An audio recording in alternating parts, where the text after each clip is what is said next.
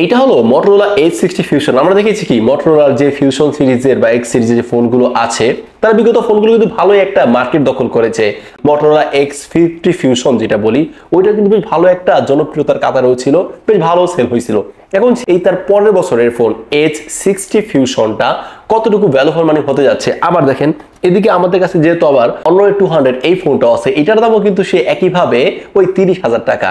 এখন 30,000 টাকায় আসলে এইটা কতটুকু ভ্যালু প্রোভাইড করতেছে ওটার সাথে যদি একটু টুকিটাকি কম্পেয়ার করি।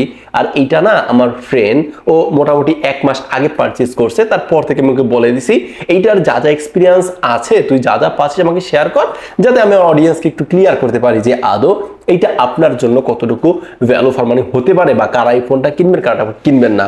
তো যেই কথা সেই কাজ। এখন যেহেতু 1 মাসের একটা রিপোর্ট আমাদের হাতে চলে এসেছে, 1 মাসের একটা ময়নাতদন্তের রিপোর্ট আছে আমাদের কাছে, সেটা এক এক করে জানাই, তাহলে আপনি সিদ্ধান্ত নিতে পারবেন আদৌ 30,000 টাকা খরচ করে এই Motorola Edge 60 Fusion আপনার জন্য ভ্যালু ফর মানি হতে পারে নাকি পারে না, আর কাদের জন্য হতে পারে বা কাদের জন্য নয়। হ্যাঁ, সমস্ত কিছুই জানতে পারবেন আজকের এই ভিডিওতে। তাহলে চলেন শুরু করা যাক।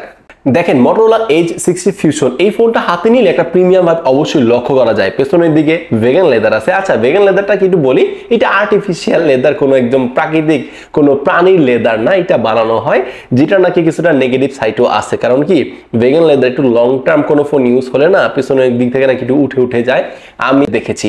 তো আসলে এইটা যেহেতু এরকম এখনো লং টার্ম ইউজ হয় নাই, বের হয়েছে এই চলতি বছরের এপ্রিল মাসে, সেই জায়গা থেকে হ্যাঁ এখন পর্যন্ত এইটা ঠিকঠাকই আছে।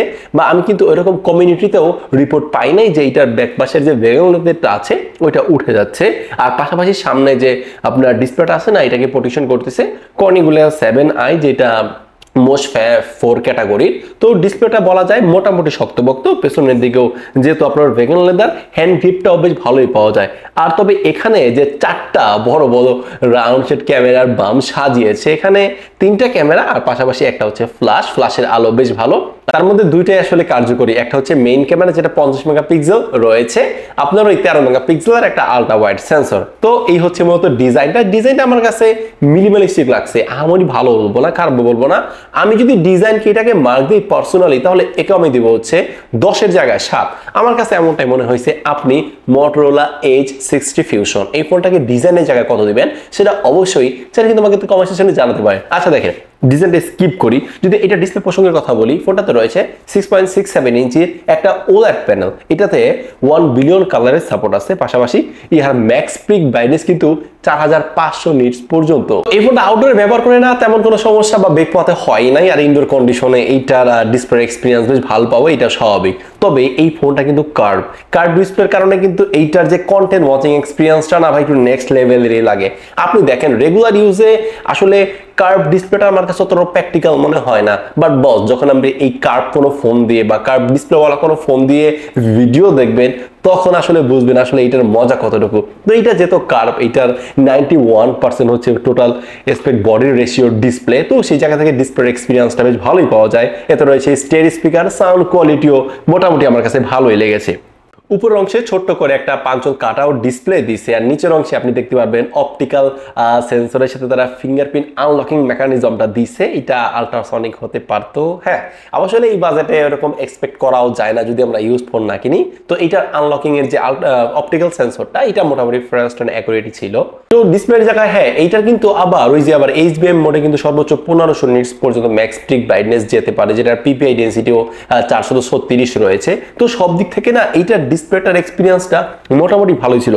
তবে বস আমরা যখন না এই Honor 200 এর ডিসপ্লের সাথে এইটার ডিসপ্লে একটু কম্পেয়ার করতেছি, তখন না ডিসপ্লেটা না ভাই অতটাও কালার বা অতটাও ভাইব্রেন্ট মনে হয় নাই। যেটার ডিসপ্লে সেই জায়গা থেকে কিন্তু অন্যরে যে ডিসপ্লেটা আছে না, এইটার ডিসপ্লেটা বেশি অ্যালাইভ মনে হয়েছে, বেশি জীবন্ত মনে হয়েছে যখন পাশ টু পাশ আমরা কম্পেয়ার করতেছিলাম। হ্যাঁ এই দুটো ফোনে একদম direct head to head compare আমি আনবো, বাট এইটার ডিসপ্লের কথা যদি আমি বলতেছি, সেই জায়গা থেকে এইটার ডিসপ্লেটা যদি আমরা যেহেতু ওই বাজারে ওটাও পাওয়া যাচ্ছে, সেই জায়গা থেকে এইটার ডিসপ্লেটা একটু আমার কাছে কমতি মনে হয়েছে। বাট যা আছে আসলে আপনি পাশ টু পাশ কম্পেয়ার না করলে তেমন কিন্তু ওইরকম পার্থক্য পাবেন না। বাট দিন শেষে হ্যাঁ এইটার ডিসপ্লের এক্সপিরিয়েন্স বেশ ভালো, এটার কালার অ্যাকিউরেসিও ভালো, একটু ভাইব্রেন্ট ভাবে সকল কিছু রঙিন রঙিন ভাবে প্রকাশ করে, দেখতে বেশ ভালোই লাগে। এটা 120 হার্টজের তো ডিসপ্লে একদম 120 হার্টজ পর্যন্ত পুশ করতে পারতেছে। তো মোটা কথা হচ্ছে আপনি যখন এই ফোনটা দিয়ে বিভিন্ন কন্টেন্ট ওয়াচিং এক্সপিরিয়েন্স নেবেন ভাই, মোটামুটি ভালো একটা এক্সপিরিয়েন্স পাবেন বলে আমার বিশ্বাস। তবে দিকে পারফরমেন্সের কথা বলতে গেলে সেই জায়গা থেকে এইটা একদম এক্সট্রিম না। এক্সট্রিম না কেন, যারা আসলে এক্সট্রিম লেভেলের গেমার তাদের ক্ষেত্রে না। দেখুন এই ফোনটাতে যে ইউআই কথা বলবো, এটা একদম স্টক ইউআই আছে। আসলে মোটরোলার ইউআই গুলো একদম স্টক অ্যান্ড্রয়েডের মতো একটা ফিল দেওয়ার চেষ্টা করে, বাড়তি কোনো ব্লুটুথ নাই, বাড়তি কোনো বাগ নাই। পাশাপাশি এটা র্যামও আবার এদিকে আপনার 12 জিবি র্যাম রয়েছে, 256 জিবি স্টোরেজ রয়েছে। র্যাম ম্যানেজমেন্টের জায়গায় এটা বেশ ভালো একটা এক্সপিরিয়েন্স দেয়। App open time and close টাইমের ক্ষেত্রে ডিলে পাইনি, ব্যাকগ্রাউন্ডে দেখলাম অলমোস্ট আপনার 22 থেকে 23টার মতো অ্যাপস একই রামে ধরে রাখতে পারে। সেই জায়গা থেকে হ্যাঁ র্যাম ম্যানেজমেন্টের জায়গায় এটা বেশ ভালো একটা এক্সপিরিয়েন্স দেয়। তবে বললাম এইটার চিপসেটের জায়গায় কিন্তু ব্যবহার করা হয়েছে মিডিয়াটেকের ডাইমেনসিটি 7300, যেটা এখনকার বাগ বিচারে এই বাজেট সেগমেন্টে ঠিকঠাক থাকলেও একদম এক্সট্রিম লেভেলের এক্সপিরিয়েন্স দিবে না। যেটা আপনার ডে টু ডে লাইফে যা কাজবাজ আছে ওগুলো কিন্তু নিঃসন্দেহে চালিয়ে নিতেই পারবে। বাট আপনি যদি ভাবেন যে না আমি এটা দিয়ে একদম এক্সট্রিম লেভেলের গেমিং করবো, তাহলে বস ওই জায়গা থেকে কিন্তু এই টাকা আপনাকে ওইরকম পরিমাণ সাপোর্ট দিতে পারবে না। পারফরমেন্সের দিকে বিবেচনা করলে আপনাকে ওই যে আইকিউর কিছু ফোনে শিফট করতে হবে বা রেডমি টার্বো ওই সকল ফোনে শিফট করতে হবে। বাট এইটা আপনি যদি ভাবেন আপনি ডে টু ডে লাইফে নর্মাল কাজবাজ করবেন, টুকটাকি গেমিং করবেন, পাশাপাশি যে রেগুলার কাজবাজ আগে ওগুলো চালিয়ে নেবেন, তো সেই জায়গা থেকে হ্যাঁ this is the preferable phone for you. তো হ্যাঁ প্রাইসের বিষয়টা ক্লিয়ার করি। এই দেখুন এইটার প্রাইস হচ্ছে ওই আপনার বললাম 30,000 টাকার আশেপাশে। তো 30,000 টাকার আশেপাশে যদি এটার প্রাইসের বিবেচনা করি মোটামুটি ঠিকঠাক আছে। পারফরমেন্সটা একদম আহামরি না, টুকটাক হিসেবে ঠিকঠাক আছে। আপনি যদি গেমিং করেন ওই আপনার পাবজিটা স্মুথে নিলে 60 FPS এ রানিং করাতে পারবেন। আর ফ্রি ফায়ার ঠিকঠাক, এটা মোটামুটি হাই গ্রাফিক্সে আপনি খেলতে পারবেন। ক্যামেরার কথা বলি, দেখেন ক্যামেরার জায়গায় তারা যে বড় বড় করে ক্যামেরার মডিউলটা সাজিয়েছে, আসলে কি এরকম বড় বড় পারফরমেন্স বা বড় বড় এক্সপিরিয়েন্স দিচ্ছে ক্যামেরার জায়গায়?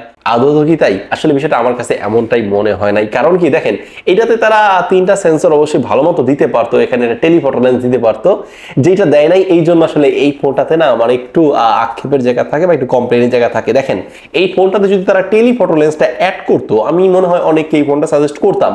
বাট টেলিফটো লেন্স নাই বলে আসলে এটা তেমন ওইরকম ভাবে কাউকে সাজেস্ট করা হয় না। তার পরিবর্তে আসলে এই অনরের ফোনটাই সাজেস্ট করা হয়। কারণ এটা আপনি 50 মেগাপিক্সেলের সেম বাজেটে যেহেতু ফোন কিনবেন, এটাতে আপনি 50 মেগাপিক্সেলের বাড়তি একটা টেলিফটো লেন্স পাবেন। তো কেন তাহলে ওইটা মিস করবেন?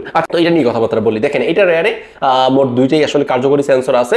এটা হচ্ছে মেইন, সেটা হচ্ছে 50 মেগাপিক্সেল, পাশাপাশি 13 মেগাপিক্সেলের আছে একটা আলট্রা ওয়াইড ক্যামেরা। এখন মেইন ক্যামেরার কালার অ্যাকিউরেসি অনেকটাই ন্যাচারাল আছে, তবে কিছুটা বললাম কি স্যাচুরেট করার চেষ্টা করে এইটার মেইন ক্যামেরাটা। তো একইভাবে এইটার কিছু যেহেতু নির্দিষ্ট কালার টোনে এইটা ছবি ক্যাপচার করে, তো এইটার কালার টোন অবশ্যই স্ক্রিনে থেকে বুঝতে পারতেছেন। তবে এইটার কালার টোনের সাথে না পিক্সেলের কালার টোনের সাথে কিছুটা বা কিছুটা মিল আছে, যেটা আমি আমার এক্সপিরিয়েন্স থেকে লক্ষ্য করলাম। তবে কিছুটা কন্ট্রাস্টি লেভেল অনেকটাই বাড়িয়ে দেয় এই Motorola H60 Fusion ফোনটা। আল্ট্রাওয়াইড ক্যামেরা দেখলাম বেশ ভালো ওয়াইড অ্যাঙ্গেলের সাথে ভিউ নিতে পারতেছে, কর্নার এরিয়াতে ডিটেলসগুলো ভালো মতো হ্যান্ডেল করতেছে। এইটার ক্যামেরাটা আমার কাছে মোটামুটি অ্যাভারেজ লাগছে, একদম ভালো বলবো না, খারাপ বলবো না। ক্যামেরার জায়গায় এটা একদম ফুললি পাস না করতে পারলেও 50-50 অবস্থান করতেছে। তবে বস যদি টেলিফটো লেন্সটা দিত তাহলে আমার মনে হয় না এটার ক্যামেরার জায়গায় আমি তেমন কোনো কমপ্লেইন করতাম। এবার যদি এইটার ব্যাটারির কথা বলি, ব্যাটারি ব্যাকআপ কেমন দেয় এই Motorola H60 Fusionটা? দেখেন এইটাতে রয়েছে 5200 mAh এর ব্যাটারি। তবে বস এটা কিন্তু আবার ওই গ্লোবাল ভার্সনেরও হয়, ইন্ডিয়ান ভার্সনেরও হয়। আমি এক কথায় বলবো ভাই, আপনারা দেখবেন মার্কেটে global version, Indian version, Chinese version এই 3 ক্যাটাগরির ফোন কিন্তু পাওয়া যায়। আপনারা চোখ বন্ধ করে যদি টাকা কিছুটা বেশিও যায় আপনারা গ্লোবাল ফোনগুলি পারচেজ করেন ভাই।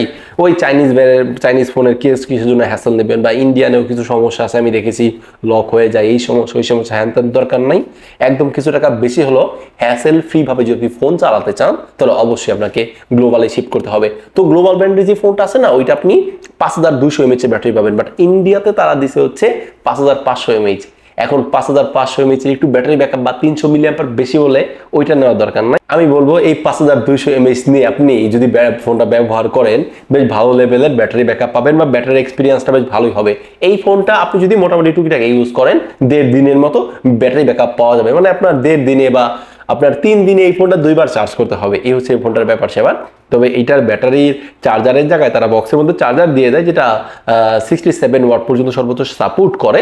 এই ক্ষেত্রে এই ফোনটা চার্জ হতে মোটামুটি আপনার 40 মিনিটের মতো সময় লাগে ফোনটা ফুল চার্জ হতে। তবে বস ভাই ফোনটা ফুল চার্জ করে নিলে মোটামুটি একটা ভালোই ব্যাটারি ব্যাকআপ পাবেন। তবে এটার আরো কিছু বিশেষ দিক আছে, সেটা হচ্ছে দেখেন এইটা ফোনটাতে স্টেরিও স্পিকার রয়েছে যেটা বললাম, পাশাপাশি এইটাতে আপনি আইপি রেটিং এর জায়গায় 68 পাবেন, যার ফলে এই ফোনটা কিন্তু পানিতে পড়ে গেলে কোনো সমস্যা হবে না বা তেমন কোনো সমস্যা হবে না।